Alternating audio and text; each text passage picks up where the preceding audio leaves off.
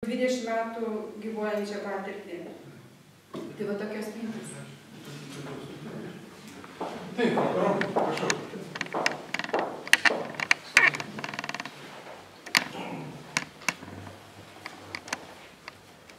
Žinoma, tokia diena dar truputį sunkoka kalba, kadangi Romualdas dar čia pat liktai ir jau kalbam apie tai, ką galėtume daryti, kad jo atminimas kuo ilgiau būtų gyvas. Šiaip dar ir mūsų valstybė ir mes patys esame gana keisti. Lietuvoje pinigų yra daugiau negu proto. Tikrai daugiau. Kad proto mažai, tai čia kita problema. Bet kai kalbam apie geriem darbam reikalingų pinigų buvimą, tai jų yra iš tikrųjų daug, bet mes kažkaip nesugebam jų paskirti tam, kam jų labiausiai reikia. Šitoje vietoje Romualdo Ozovo ir vardas, ir fondas iš tikrųjų galėtų būti ta vėliava. Ko reikia visuomenė? Šiaip visuomenė ir kiekvienam iš mūsų reikia, kad būtų vėliava, paskui kurią norėtume. Reikia, kad būtų tas, kuris tą vėliavą neštų. Irgi reikia. Dar reikia, kad paskui tą vėliavą, paskui tą idėją eitų žmonės. Toliau ten bus visokių ir bambančių, ir nepritarančių, ir irgi tai yra norma. Nereikia šito labai pergyventi, kad kas nors nepritarė ir taip toliau. Svarbu, kad pritarančių būtų tiek, kad svarbiausius darbus sugebėtume padaryti. Aš tą kalbu ne visiškai vien teoriją remdamasi, bet ir iš praktinės veiklos.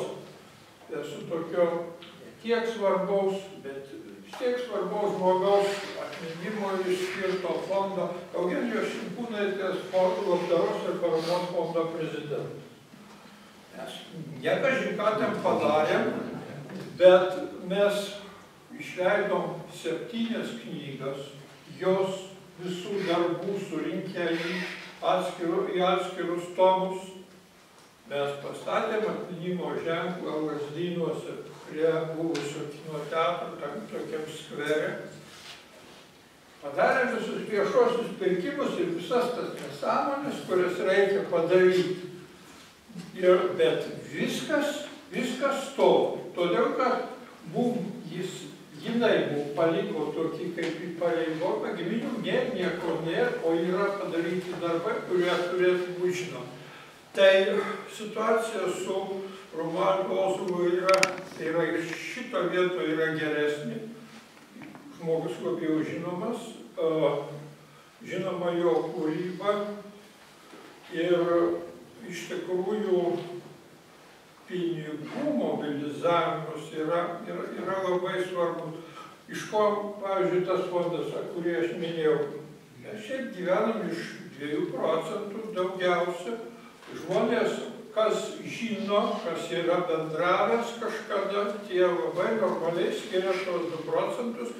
Mes išlaiko muziejų, neparėmų mūsų niekas, nei savivaldybė Lazdynuose yra būtas jos, išlaikomas, muziejus yra ir taip toliau.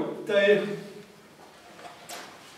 reiškia veikimas visuomenė, veikimas su žmonėmis. Iš tikrųjų, kas Šukys užsiminė apie televizijos vaidmenį, galėtų būti viena kita proga prisiminta, bet prisiminta Romualdo veikla, truputį mobilizuojant. Šiaip sakau, pinigų mes turim daugiau negu proto.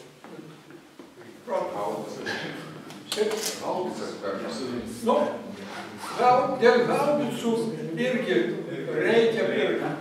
Aš dabar pasakysiu, kad turbūt niekas dar ir nežino, nes mes nesigarsinom. Mes daugiau kaip prieš metus laiko, kai prasidėjo Ukraino įvykiais mes su Romualdu Ozolu nuėjom pas krašto apsaugos ministrą, siūlydami, gal ministerijai nepatogu, visuomenės rinkliava ginklų įsigijimų. Mums pradėjo kalbėti apie tai, kad žinot, ne tik ginklų reikia uniformos, mes tada sakėm labai paprastus dalykus. Jeigu prireiktų kariauti, galima kariauti ir su džinsais. Graži uniforma reikalinga, kai reikia eiti garbės sargybos kuopai, kur nors parade dalyvauti, o kai yra, jeigu prireiktų nedaug yra kariauti, tai džinsai irgi yra puikia uniforma.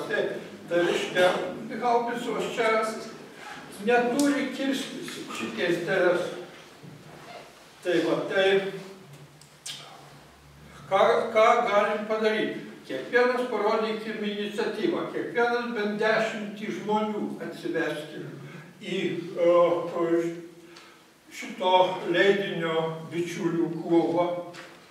Ir tapkim bičiuliais, jau iš šito darysis kas nors. Nes 3 ar 5 žmonės nekažin ką gali padaryti, bet jeigu jau bus 100, 150, jau galima padaryti daug. Tai aš tik tai tiek ir noriu agituoti, ne vien žodžiais, bet ir tikrų veikimų. Tai ką mes darom kartais, ką padarom. Išleidom dabar vieną tokią knygą, kurios pagal sąlygas mes jos nepardavinėjame. Bet mes prašom, jeigu jūs turite galimybę paremti mūsų fondą, tai, taip sakant, knygą gaunat veltui, o jeigu skiriate 2 procentus ar kitokią formą rasit, kaip pagelbėti, šituo atveju šitiem leidiniam nepriklausomybės asmenims, tai yra puiku.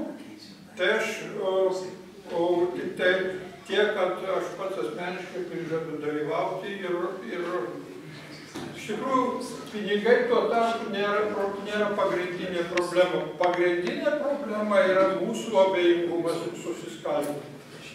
Ačiū Romai, iš tikrųjų pasakau diktofoną, nes pakviečiau taip draugiškai, brantariškai, bet Romas Pakalnis sakė, čia prisitikęs grupės klubo pirmininkas. Taip, kas Zigmai kėlė, ne? Čia, Zigmas. Aš tai trumpai idėją sakyti. Seimas yra pasitvirtinęs tokią tvarką, pagalvojau aš institucijos, bet kiekvienam signatarui yra galimybė techninė Seimo serveryje atidaryti puslapį su visų techninio aptarnavimu ir palaikymu. Tai aš manau, kad reikėtų Romualdo Ozolo internetinį puslapį daryti. Vis tiek tai yra tam tikros techninės galimybės.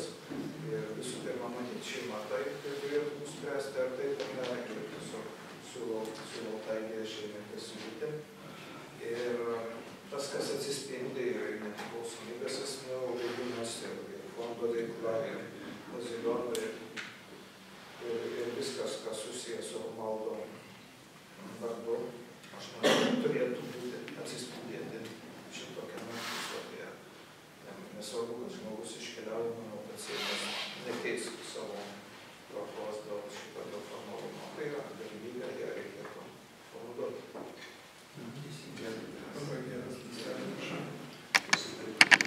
Gintaras Jonas Aleknavičius. Ką galiu pasakyti, Romualdas fiziškai išėjo, bet jisai yra su mumis. Tai dėl to jūs nekiek nebijokite ir jo netgi galia stiprėja, nes jisai eina į kiekvieną mūsų širdį. Dabar su Romualdu paskutinį kartą susitikęs buvau teisme.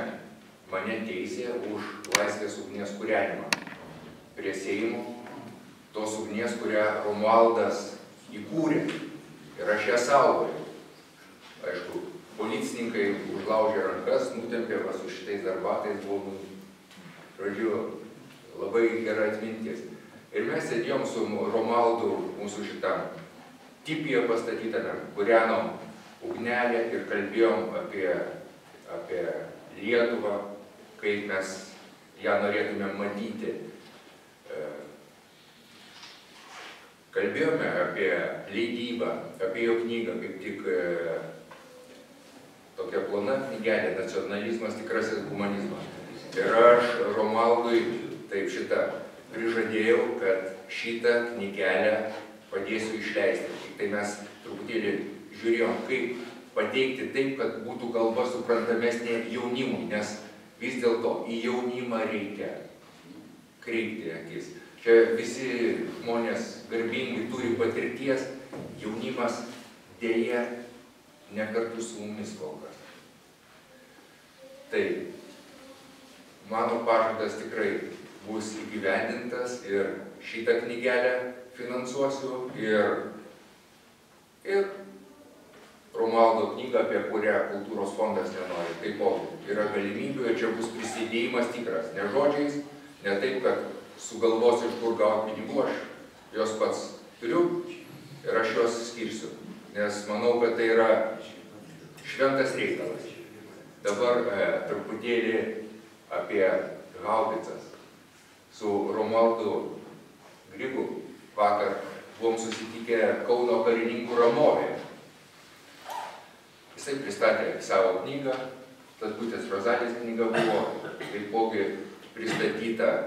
Ir labai įdomu, kad karininkų ramovės vadas, Mazurkevičius, karininkas, tarė tokius žodžius, kad savo laisvę ir nepriklausomybę mes iškovojome ne ginklu, ne automatais, o savo dvasia, savo tikėjimu, savo dvasia ir galia, kuri buvo kiekviename mūsų.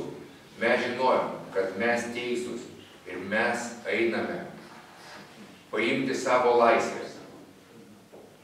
Tai pasakė karininkas, kuris pats armijoje turėtų agituoti už haubicą. Deja, haubicos mums nepadės, jeigu mes nesukursim tokios valstybės, kurioje norėtųsi gyventi. O kas dabar yra? Aišku, galima sakyti, kad kovosim tik su korupcija, ar ne? Bet tai yra pasekmė. Tai yra pasekmė. Jeigu mes nežinom, kur mes esam, tai mes negalim eiti kažkur, nes mes pasiklydę. O esminis dalykas, kokį aš matau, tai nepriklausomos Lietuvos atkūrimas ir konstitucinės santvarkos atstatymas turėtų būti pagrindas, kadangi konstitucija mūsų negalioja visiškai. Konstitucinis teismas yra tėvynės išdavikai. Prezidentė apsimelavus moteriškė. Aišku, gal tai ir aštrų žodžių, bet tokia yra tiesa. Ir jeigu mes jos nesakysime, bijosime tai ištarti. Tai kas mes tokie, ko mes verti? Tegul tampo po teismų. Tarp kitko, apie konstitucinį teismą, aš šitą Respublikoje paprašiau, kad išspausdintų mano pasakymą jau, kad jie yra tėvynės išdavikai, sulaužė priesaiką, tai yra vienas didžiausių nusikaltimų, tai yra nuodėmė. Niekas manęs neteisė. Ne? Dėl ko? Nes taip yra iš tikrųjų. O nepriklausomybės atstatymas tikrai jisai įvyks. Ir tarp kitko labai įdomi draugija vakar dar buvo pristatyta. Lietuvos pagražinimo draugija. Taip. Pagražinimo. Lietuva veda ant ešafoto, ar ne? O mes ją pagražinsime. Reikia Lietuvos gražinimo draugiją padaryti, kad grįžtų Lietuva. Tai girti reikia. Pagražinimo labai tinka. Taigi, ir dėl signatarų ir kad žiūrėti, va, kaip Šukys sakė, kas mus vienyje, kas vienyje ir rasti bendrus vardiklius, ne kas kaldo, kad dabar bando suskaldyti visokiojo, o kas vienyje. Taigi, vardan tos Lietuvos, Kokios? Bent pradžiai konstitucinės. Kad kas parašyta, vardan teisingos. Teisingos. Tiek.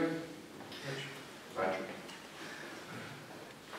Dar norinčių pasakyti, ar tada...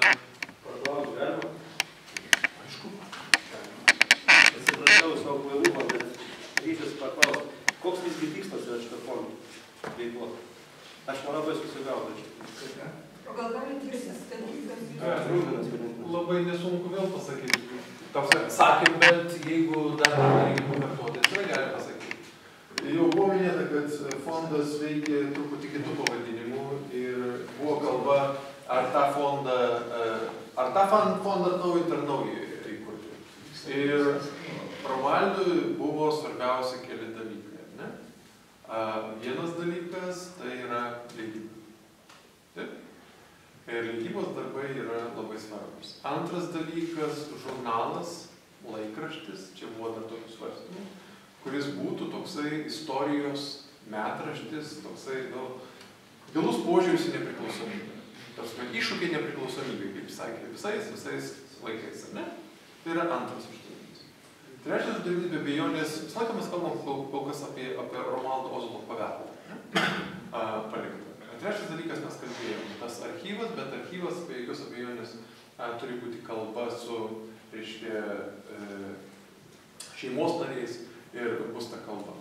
Ketvirtas dalykas tos Romualdo Ozolos idėjos, kurios bus ir kitus, bet aišku, mes kiekvienas turime tai pateikti, kad mes neperlenktume jas interpretuodami, nes sunku čia dabar, reiškia, pateikti jo vardu tai, kaip jo nėra, bet ką jisai pats sakė, ką darė, tai eina toliau dalykai, ne? Nepriklausomės. Galima paklausti. Tai aš Ta pačia tema, o sakykit, gal yra testamentas? Tai mes klausom, idėja, kad mes nežinom tokio dalyko, ir čia tik jau šnekėsim su šeimos nariais daugiau, tai dar diskutuosim atskirų dalykų. Iš tikrųjų yra visai eilė dalykų, kurie palikta, kažkas žino, prieina žmogus sako, o žinau, kad tas ir tas. O tai kaip mes galime, čia tokie, bet pagrindinis, einam toliau, ne? Nepriklausomybės asmeniniai tai yra kaip bičiulių bendruomenė. Tų idėjų, kurios yra sakoma šitose sąsvainiuose, šitose visos dalykai. Alvydai, bet klausimas labai pagrindinis tikslas. Tai yra priemonės, darom tai. Koks tikslas? Ar tikslas išleis laikraštį, ar dar kažkoks aukštesnis yra švietimas, apie tai dabar žinoti? Vieno einam toliau. Ir tada eina kalba tą švietimą, idėjų sklaidą, tų visų dalykų. Kaip mes ją darysim tą idėjų sklaidą? Aišku, akivaizdu, kad čia jau ne tik tai nuo Romualdo tai priklauso, nuo kiekvieno dalyvauja. Kokių idėjų? Alvydai, tikslas. Dabar užsimakaluota žodžiuose. Tikslas. Ar tai tikslas koksai? Ar tikslas nepriklausomos Lietuvos atkūrimas? Ar tikslas reiškia pilna integracija į Europos Sąjungą ir ištirpimas? Toks klausimas. Teisingai? Nu, panašiai. Klausimas yra kitas, gerai, dar vienas dalykas, eina kalba apie visuomeninę veiklą. Visuomeninė. Tikslas yra... Galima aš pasakysiu. O čia yra labai aiškiai tikslas parašytas. Teisingumas yra svarbiausias Lietuvos valstybės pilietinio gyvenimo rūpestis. Teisingumo stoka akivaizdi teisės, ekonomikos, socialinėme, kultūrinėme gyvenime.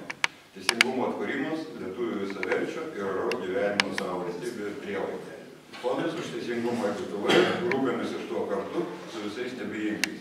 Priemonės, tai ką mes darom, tai tos deklaracijos priemonės yra švietimas, spauda, objektyvi spauda ir tai, ką daro nepriklausomybės asmeniai, viena iš būtinų sąlygų savo ir visiems autoriam, yra autentiškumas ir objektyvumas. Tai yra pagrindinė, šiai dienai, tai yra mūsų pagrindinis įrankis, kuriuo mes galime šito deklaruotų tikslų siekti. Tai tik apie teisingumą, šnekame daugiau nieko. Teisingumas yra be galo plati sąvoka. Bet tik tai. Teisingumas tai yra apima ir valstybingumą, Lietuvos valstybė.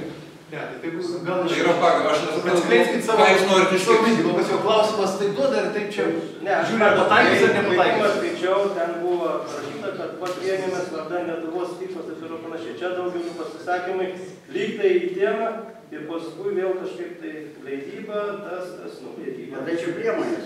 Tai priemonės, teisingai. Tikslas, kad teisingai, visų pirma, kad Lietuva būtų teisinga ir kitas, kad apsakytas būtų subsidiarumo principas nuo pačios iki pat Europos Sąjungos. Ji turi veikti kiekvienas žmogus, ką jis gali padaryti, daro savo jėgomis ir niekas jo neprievartauja, jis laisvas. Bet mes susijungiam bendruomenę, vėl mes laisvi. Ką darom, bet kreipiamės į aukštesnį lygį, kada mes neturėjom padaryti. Taip pat ir Europos Sąjungoje, kad dabar pasidaro taip, iš centro valdo ir Oslas ne prieš Europos Sąjungą buvo. Oslas buvo prieš tai, kad Europos Sąjungoje tampa unitarinė centralizuota valstybė, kuri praranda kiekvienos valstybės savarankiškumą. O jeigu valstybės bus savarankiškos ir bendraus, ir bendromis jėgos spręs problemas, kurias negali spręsti valstybės lygių, o sprendžia visos sąjungos lygių, prieš tokį dalyką Oslas niekada neprieštaravo. Tai solidarumo principas irgi turi būti atstatytas, jis kartu su teisingumo principu. Tai dėl to ir klausiu, nes matot, čia priemonės tos svarbu tikslas, nes pavyzdžiui, Europos Sąjungas vienam, kurių yra tikslai vieni, yra labai gera dabar sistema. Kitiems, kurių tikslai yra kitokie, yra labai bloga sistema. Tai va, tikslus reiktų įsigryninti. Aš kalbu apie Lietuvą ar apie Europos Sąjungą? Mes apie Lietuvą kalbame, ne? Ne, tai aš kalbu bendrai. Už teisingumą. Europos Sąjunga vieniems yra gerai, kitiems yra blogai, bet tai priklauso nuo tikslo. Todėl labai svarbu čia išsigryninti tikslą. Labai prašyčiau nepainioti Oslo fondo ir politinės partijos. Tai yra nes ne tas jam pats. padėtų, tarnautų. Valstybė... Oslo fondas ir politinė partija yra ne tas Europos Sąjunga, Europos Sąjunga valstybėm padėtų, o ne valstybės nuždytų. Gerai, aš truputį pasakysiu dar vieną dalyką, kad gal suprasite, ne? Nes ta tema irgi buvo su Valdu šnekėta. Kultūros fondo, kokia misija? Kultūros fondo, kokia buvo misija? Kultūrinė, istorinė, sklaida, švietimas ir panašiai. Jam tos idėjos buvo labai jams. Bet tai nebuvo politika, tai nebuvo Seimo rinkimai, tai nebuvo savivaldos rinkimai, tai nebuvo dar. Tai štai bent jau taip, kaip kiekvienas iš mūsų kalbėjo ir su Romualdu, ir kaip sakė, kai kartu sėdėjo, tai jisai taip suvokė, jisai nesuvokė tai, kaip tasa, štai ką Eugenijus pasakė, kokios nors politinės veiklos. Ir tikrai dėl to eina kalba. Dėl to ir buvo siūlymas, kad žmonės bičiuliai galėtų būti kaip individai, tiem, kuriems svarbi Lietuva. Buvo dar kalba Lietuvos mylėtojų draugija, kažkas tai tokio. Tarsi, gražus tas jausmas, kultūrinis, istorinis, pilietinis, kaip jūs sakėt, reiškia tas dalykas. Nors dar sakiau, dar vizija buvo to teisingumo, ta prasme, antikorupcinio, kaip sakytų. Tai yra labai platus darbas. Tai yra labai platus dalykas. Kaip daug dėja padaryti. Dabar daug dėja padaryti tai, kad eitų toliau nepriklausomybės esmėje. Aš jau net tų antikorupcijų vizijų net nededu. Padarykime tai, kas buvo. O kas buvo, tai aišku. Nepriklausomybės esmėje, reiškia, jo pačio valia padaryti dalykus toje vietoje, kur jam svarbus jo gyvenime buvo, bazilijonai, kiti. Aš suprantu, kad ne kiekvienam dalykė, gal kiekvienam rūpės. Mūsų reikalas yra padaryti tai, kas jam buvo svarbu, kad tai būtų padaryta. O tolesni dalykai, žiūrėsiu, kalbėsiu. Man tai bent jau asmeniškai tai tas svarbu. Matot, kad Lietuva būtų teisinga, tai pirmoji jinai turi būti. Kaip jūs abejonės? Jeigu mes nešviesime, neauklėsim jos ir nebus. Būtent, tai čia yra labai svarbu šviesti žmonės, jie aiškinti, kur mes esame, kaip mes šiandien, kad žmogus susivoktų, pakelti jo sąmoningumą. Tai tamsas vienai. Gerai, tai ką? Tai tada galbūt iš tikrųjų labai ačiū už tą iniciatyvą, kad susitikti ir panašiai. Ta prasme, kad jo, dėl bičiulių klubo, tai kiek supratau suregistravo? Dėl klubo ten buvo, kas nespėjo užsiregistruoti, vestibiulį yra registracijos lapas. Taip, ten lapas yra, ten prašom tiesiog kontaktinis duomenis parodyti. Bet aš vieną dalyką tik norėčiau atkreipti dėmesį. Nesinorėtų, kad klubo administracija imtųsi organizuoti. Tai kvailai ir atrodytų ir netinka visiškai. Ozolas visada buvo už tokią pilietinę iniciatyvą. Tai būtų labai šaunu, jeigu jūs ir toliau, tai kas jau šiandien, ačiū Jums, kad parodėte iniciatyvą, kad mes čia susirinkom, kad tie bičiuliai ir toliau burtųsi, organizuotųsi, mes darėm, ten yra, čia, beje, yra visi mūsų kontaktai ir duomenys ir žurnale galima rasti. Manau, kad neužilgo mes turėtume vėl kažkokiu tai būdu susisiekti, mūsų kontaktai visada, kaip minėjau, galima rasti, susitikim, kalbėkime toliau. Ir aš manau, kad be didelio administravimo tas bičiulių klubas pats susikurs ir pradės veikti. Mes nekalbam, kad čia kažkoks tai punktas turės būti, čia ne partija, ne narė mokesčiai, ne kažkas, o tiesiog žmonės iš idėjus patys atsirinka, jeigu juos tas domina ir jaudina. Tai tas klubas, manau, turi puikias galimybės veikti ir žmonės nekalbam kol kas apie kažkokius struktūrinius dalykus, kad ten rajone kažkoks liestos. Šaunu, jeigu atsiras labai tvarkoju, viskas gražu, mes pasiryžę su visais bendrauti. Jeigu atsiras entuziastų kažkokiam rajone, mes mielai užėsim kartu, mes autorius bendrausim, diskutuosim ir ne vieną kartą tą darysim tikrai.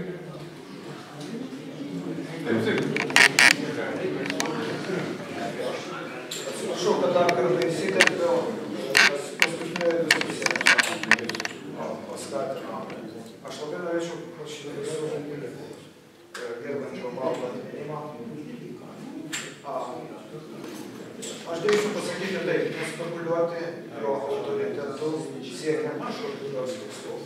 Aš manau, kad paskutiniaisiais metais Romualdas labai aiškiai ir daug surašė programinių straipsnių. Kas juos matė, kas nematė, manau, čia visi susirinkę daug aš suprantam. Ir tos gairės yra aiškios. Ir norėčiau paprašyti ne tik nespekuliuoti, bet neduoti politikoje, o pilietiškumo dalykai ir istorinis paveldas ir istorinė tiesa ir tiesa apie dabartį. Tai yra pagrindiniai dalykai, manau, juos reikia tęsti ir puoselėti. Tai tikrai labai prašau visų būti ištikimiem, jeigu jau bičiulių klube būsime, tai būsime tam, ką tęsti tą, ką Romas pasakė. Ir čia jau yra visų sąžinės klausimas. Tai ką, ačiū labai visiems.